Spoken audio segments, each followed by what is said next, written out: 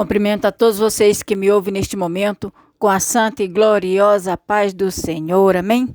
Esta que vos fala é a obreira Maria de Jesus, serva do Senhor. E mais uma vez estamos aqui para fazermos a oração da noite. E a nossa oração de hoje é clamor pela reedificação e prosperidade em todas as áreas. Você que deseja este milagre para reedificar aquilo que talvez se encontra parado, arruinado, aquilo que você tem lutado tanto para conseguir e não conseguiu a prosperidade. Então vamos clamar para que Deus possa operar este milagre na sua vida, na sua família. Mas antes eu quero pedir a vocês que já vai dando aí o seu like, sua curtição, para não correr o risco de esquecer, queridos. Amém? Então, vamos agora ouvir o que o Senhor tem a nos dizer através da sua palavra que se encontra no livro do profeta Ageu, capítulo 1, e eu vou ler do versículo 1 ao versículo 6.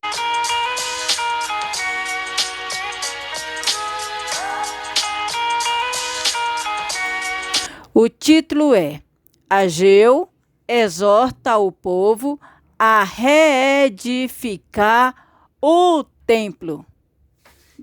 No segundo ano do rei Dario, no sexto mês, no primeiro dia do mês, veio a palavra do Senhor por intermédio do profeta Ageu a Zorobabel, filho de Salatiel, governador de Judá, e a Josué, filho de Josadaque, o sumo sacerdote, dizendo, versículo 2, assim fala o Senhor dos exércitos, este povo diz, não veio ainda o tempo em que a casa do Senhor deve ser edificada. Versículo 3, veio, pois, a palavra do Senhor por intermédio do profeta Ageu, dizendo, acaso é tempo de habitardes vós em casas apeineladas, enquanto esta casa permanece em ruínas? Ora, pois assim diz o Senhor dos exércitos, considerai o vosso passado. Tendes semeado muito e recolhido pouco. Comeis, mas não chega para fartar-vos. Bebeis, mas não dá para saciar-vos. Vestivos, mas ninguém se aquece. E o que recebe salário, recebe-o para pô-lo num saquitel furado. Veja bem, queridos, esta palavra, Deus deu ordem para que o profeta Ageu falasse para o povo de Israel, enquanto na época era o governador Zorobabel que estava governando sobre eles. Vou contar para vocês mais ou menos o que foi que aconteceu naquela época. Vocês que acompanharam a campanha de Daniel, que a gente está agora reapresentando à meia-noite, quem não fez esta campanha, eu aconselho a fazer. E nesta campanha, a gente leu aquilo que estava acontecendo com o povo quando estava no cativeiro da Babilônia. Porque o povo de Israel, o povo judeus, perderam as suas terras e foram levados para o cativeiro da Babilônia. E acontece que enquanto eles estavam lá, estavam sofrendo. Era enquanto o rei da Babilônia, o filho dele, estava reinando. Mas quando Babilônia foi invadida, que entrou ali o rei persa e o da Média, o que foi que aconteceu? O rei Ciro, que foi o rei da Pérsia, ele devolveu o povo para as suas terras, segundo a ordenança divina. Ele devolveu o povo para suas terras e ordenou que o povo construísse o templo do Senhor. E isso sucedeu no livro de Esdras, na época de Esdras também. Acontece que quando o povo voltou para suas terras, todos animados, empolgados ali para glorificar o Senhor, porque eles estavam em terras estranhas e lá não tinha o templo onde eles pudessem adorar a Deus, e eles adoravam, eram entre eles, mas eles não tinham aquela casa sagrada para eles irem. Então, quando eles voltaram para suas terras, o rei Ciro deu ordem para que eles construíssem a casa do Senhor, o templo do Senhor, para eles se dedicarem ali a Deus. E eles voltaram então para suas terras, porque o templo que havia ali foi queimado, foi tudo queimado e destruído da cidade pelo rei Nabucodonosor, rei da Babilônia. Então, quando eles voltaram ali para suas terras, que estava tudo arruinado, eles começaram a construir. E a primeira coisa que eles começaram a construir foi o templo do Senhor. Então, eles estavam ali levantando o templo, eles colocaram o altar. Naquele altar eles ofereceram sacrifícios, mas ainda não tinha construído a base do templo. Então, quando eles ofereceram sacrifício adorando o Senhor, eles resolveram colocar ali a base. Quando colocaram a base, a glória de Deus desceu ali. O povo ficou tão animado, tão feliz, e aqueles anciões, aqueles homens que tinham visto o templo antes da ruína, e agora vê que eles estavam com seus pés ali dentro, naquele lugar onde era o templo, e estava tudo se levantando novamente, ficaram tão emocionados, o povo ficou emocionado, e ali eles fizeram barulhão, não sabiam se choravam ou se riam, se alegravam, ninguém distinguia a voz de grito, de louvor e de choro. Porém, queridos, naquela empolgação, naquela animação, naquele fervor todo, os inimigos que estavam em volta, o povo que não era o povo de Deus que estava em volta, ficaram ali invejosos e ciumados, incomodados, e resolveram então fazer aquela obra parar. Eles tentaram perseguir o povo de todas as formas, querendo ajudar com maus intenções, mas o povo de Deus não aceitaram. Nem os profetas, nem os sacerdotes, nem o governador. Porém, quando terminou o mandato do rei Ciro, já não era mais o rei Ciro que estava no governo, lá nos persas, então era o rei Artaxerxes. E eles mandaram uma carta maldosa para este rei. Este rei, fazendo as investigações, então bateu o que estava na carta com algo que eles encontraram no arquivo, porque foi uma história acontecida pelo povo de Deus há alguns tempos atrás. E aquela história o rei mandou parar a obra. Então aqueles homens chegaram tudo armado e todos já ali preparado para a guerra, e mandou aquele povo parar a obra, parar a construção. Aí o que foi que o povo de Deus fez? Se sentiu obrigado a parar, porque eles viram ali a carta do rei, dando ordem para parar tudo. Então o povo de Deus parou a construção. O povo de Deus parou de ir para a igreja. O povo de ir para a igreja, que na verdade não era uma igreja, era apenas uma área aberta. O povo de Deus parou tudo, queridos. Aí, como eles não tinham mais o que fazer ali na casa de Deus, eles foram investir nas suas próprias casas. Começaram a construir as suas casas, começaram a fazer plantações, começaram a se dedicar naquilo que era seu. E eles ali faziam plantações, colhiam, construíam a sua casa e estavam todas se tornando belas, até que chegou uma época em que Deus disse: vocês estão dizendo que ainda não chegou o tempo de construir a minha casa, mas vocês estão construindo belos palácios. Porém, vocês também estão plantando, mas não estão colhendo. Aí foi quando Deus disse aqui na palavra, veja só o que foi que Deus disse para ele. Ora, Pois assim diz o Senhor dos Exércitos: considerai o vosso passado.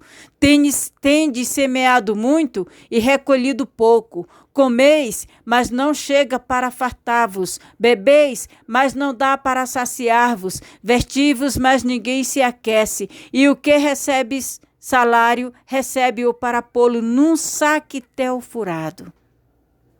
Enquanto isso, também eles estavam tentando construir as suas habitações. Mas para Deus eles não estavam fazendo nada. Mas eles não estavam fazendo nada porque os inimigos tinham impedido. É porque, queridos, com a impedição, com a barreira que o inimigo fez, serviu de acomodação para eles naquilo que diz respeito às coisas do Senhor. Muitas vezes, em nossas vidas, a gente se sente ecoado, a gente se sente impedido de dar prosseguimento à obra que Deus colocou em nossa vida, em nosso coração. A gente se sente no comodismo de não ir à casa de Deus. A gente se sente totalmente à vontade em não contribuir com a obra. E tudo isso que nós estamos fazendo, quando tomamos esse procedimento, estamos agindo igual aquele povo. A gente quer prosperar, a gente quer os milagres, a gente quer ser abençoado, mas estamos pensando somente na nossa própria construção, na nossa própria vida, no nosso próprio ego, esquecendo de que nós devemos tirar mais tempo para Deus do que para nós mesmos. Enquanto nós estivermos com o pensamento de pensarmos nas nossas próprias construções, nos nossos próprios interesses, e esquecendo do interesse de Deus em nossa vida, nós estamos deixando de construir o templo do Senhor. O nosso corpo, a Bíblia diz, o nosso corpo também é o templo do Senhor. Muitas vezes nós preocupamos em termos muita saúde, em termos uma boa aparência, nos preocupamos até mesmo com a nossa vaidade, como diz o nosso vestir, tudo, todos os cuidados do nosso corpo, por fora. Mas por dentro, a nossa vida espiritual, aquilo que nos sustenta, a nossa base espiritual, que é o Espírito Santo, às vezes nós relaxamos, não tirando tempo para Deus, não indo à casa de Deus, ou às vezes não jejuando, não lendo a palavra de Deus, não nos alimentando espiritualmente. Preocupamos em nos alimentar fisicamente, mas espiritualmente não. Esta palavra também vem para nós quando nós deixamos de zelar do templo sagrado do Senhor, que é a nossa vida espiritual, em nos dedicarmos a Deus, buscarmos a Deus, clamarmos e adorarmos, glorificarmos ao Senhor. E na parte financeira, oferecermos os nossos dízimos, as nossas ofertas, os nossos propósitos, a obra de Deus, aquilo que diz respeito à obra de Deus. Então nós devemos ter esse cuidado, queridos, porque esta palavra de Deus não foi somente para aquele povo, mas é hoje para nós também. O povo foi repreendido e se sentiu acomodado com aquilo, não tomaram atitude. E Deus quer atitude nossa. Eu vou parar a leitura por aqui, mas nós ainda vamos dar prosseguimento a esta leitura, talvez na semana que vem. Porém, eu quero dizer já para vocês que Deus, depois que deu aquela ordem para aquele povo, e o povo prosseguiu, independente do que o rei tinha dito, não ficaram mais atemorizados, porque eles preferiram obedecer à voz de Deus do que do homem. Eles deram seguimento e não tiveram medo do que pudesse acontecer, pois os inimigos continuaram perseguindo. Foram lá no rei, aí já era outro rei. Levaram ordem, levaram a carta para o rei, da ordem para aquele povo fazer para a obra de novo, porque eles tinham violado a ordem do rei. Só que esse outro rei fez diferente. Ele procurou lá, de novo nos arquivos sobre aquele povo. Aí ele encontrou, foi o decreto de Ciro, dizendo que aquele povo tinha que construir o templo, e quem estava em volta era para cooperar com eles. Pois foi isso que fizeram. O rei Dario deu ordem para que aqueles inimigos desse todos os recursos, pagando o imposto, que eles dessem a madeira, que eles dessem o material, que eles tinham obrigação de dar as provisões para a construção do templo. Está vendo aí? O mesmo inimigo que impediu você de construir aquilo que Deus mandou na tua vida, pois agora ele vai investir para você construir. Por isso, não tema o homem, teme a Deus. Não desobedeça às ordens superiores, mas esteja debaixo da voz de Deus. Esteja debaixo das ordenanças de Deus, porque tudo é mais fácil de se resolver e você será próspero. Você vai conseguir reedificar. Faça tudo que Deus quer que você faça, aquilo que você sabe que agrada a Deus, tanto na sua vida espiritual em relação a você mesmo, como em relação ao templo, à obra, à casa de Deus. Esta palavra já é a profecia para a sua vitória.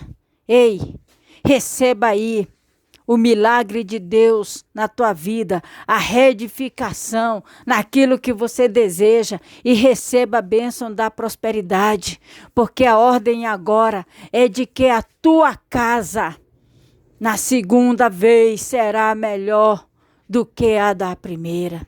Toma posse, queridos, deste milagre, desta profecia para a tua vida e receba aí os seus milagres, receba a sua bênção em nome de Jesus. Amém?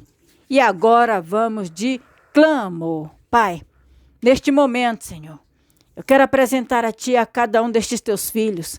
Se tem alguém aqui, Senhor, que por medo ou por certa acomodação parou, Senhor, de te buscar, parou de te servir, parou de investir na tua obra, na tua casa, parou de se dedicar a Ti, Senhor.